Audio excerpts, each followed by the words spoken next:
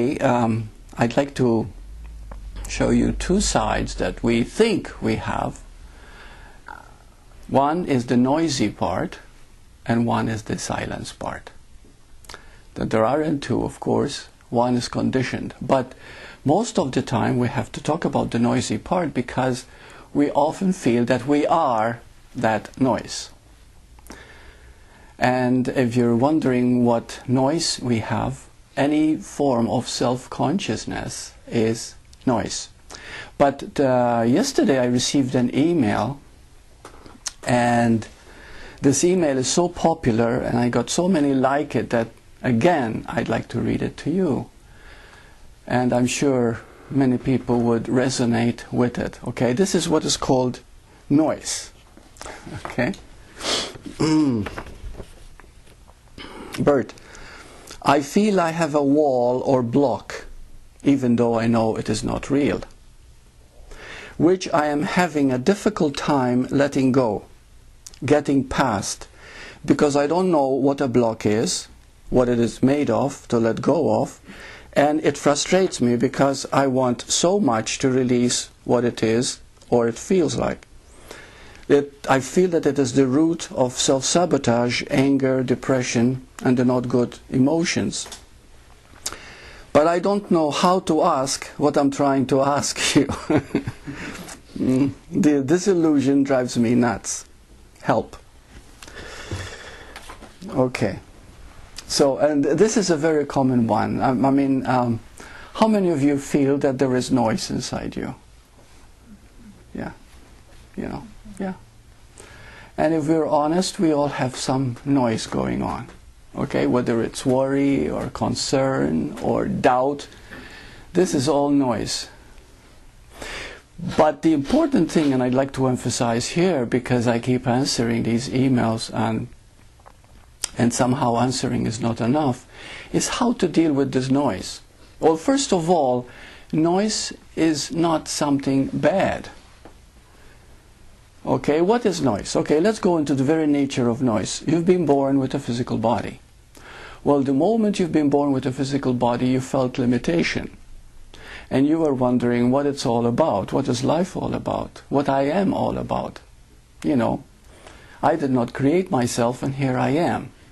And these questions go on. We might belong to a religion or something, but still, there is no satisfaction there. There's something deeper. So noise is a seeking of something deeper, or a seeking of something that is ultimate in us. And the trouble is that it continues on and on and on for years. I'm a hypnotherapist and I've been doing it for many years. And I meet a lot of noisy people. Noisy people can be very quiet demeanor, but you can see it from the eyes and the face that they're carrying some pain, right? You can see it, feel it. Okay, this is called noise. This noise is not bad. I can never say it enough. See, people try to get rid of depression or anger or fear.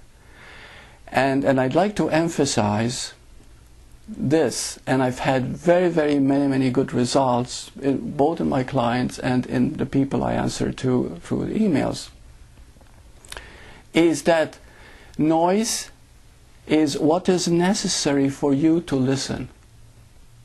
It is something that is grabbing your attention. Let's say something here. There are two emotions that are very powerful. When you feel love, you don't feel love just in your head or in your heart even. You feel it totally, right? When you feel love, you feel love. And what happens when you feel fear? When you feel fear, you feel fear. All of you. In other words, they're both total. But what is interesting is that which is total is reminiscent of itself, driving you deeper. So fear, when it's met totally, which is the loudest noise of all, because everything is emerged from fear, it is to lead you back to that inner guide, to that inner essence of you. I call it the ultimate. And when we makes us seek answers, makes us seek success, wealth, power. These all come a natural part to give us some meaning in life, to fill us up with some meaning. But usually after 50 or 60 years of a lifetime, we look back and find, I'm still not fulfilled, because you sought it through the world, and it is the ultimate in you.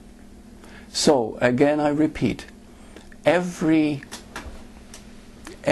noise that is inside you, no matter in what form it takes, is a knocking, saying, listen to me. And I'd like to have an experience, all of you, how to listen to this noise. Because you see, there's one thing. We're all seeking the ultimate, and the ultimate has been called self-fulfillment, has been called love, has been called the kingdom of God, has been called many names. But the trouble with words is that the moment you hear it, you think you know it. And that becomes a block. You see? Well, I know all this and I've read all this. How come I'm not experiencing it? You see? And noise does not want you to experience something externally. It wants you to experience itself. Let me give you an example here. Suppose right now you're feeling uncomfortable, or you're feeling not good or not happy. What is it that you want at the moment? Seriously. When you're feeling noise inside you, no matter what form it takes, what is it that you want? Peace. That's right. You want peace, you want to feel better. You want to feel good. You see? It doesn't matter what form it takes. You want to feel better, you want to feel good. Okay? But you can't feel good as long as you identify with it, as long as you're trying to get rid of it, and as long as you're not listening to it. But when you listen to it, it will teach you. It will teach you very important lessons. Now, how do you listen to it? What I'd like you to do is something not very pleasant, but I'd like you to remember a nagging feeling that you might have of dissatisfaction. Maybe guilt, maybe just unhappiness generally for no particular reason. See, because when you get in touch with noise, you can't put your finger on it. Did you know that? You won't be able to put your finger on it. You won't be able to find out what it is. Oh, the mind will come up. Oh, it's because of this. Or because the guy left me. Or because I lost money. It goes deeper than that. The dissatisfaction that everybody feels is embedded in the moment we reach 3 or 4 years of age and lose our innocence. And it starts immediately there. This is the seeking that is happening within every human being. And the seeking is seeking the ultimate in you. And it is in you.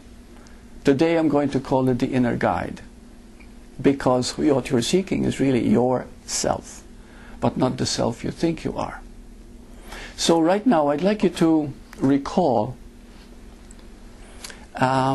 something that nags you. Now you might have a little trouble here the moment I ask you to do that, because it's very hard to recall a dissatisfied feeling or a guilt feeling or a sad feeling. You see? You know, like energy. Okay, what does it feel like? Where is it? You know, it's hard to feel, but it's there. Okay? If you happen to feel it, if you happen to experience it. So right now I'd like you to think about that for a moment, okay? Feel that for a moment. Some feeling that you might have had. Okay, now become very still with it. Very still. And now listen to whatever is coming from it, whether it's a thought, a feeling, a sensation in the body. It could be a loss, someone you lost, or some loss of something material, or something very vague. It doesn't matter. That part of us, that noisy part of us, is always finding some excuse to cling on that superficial part.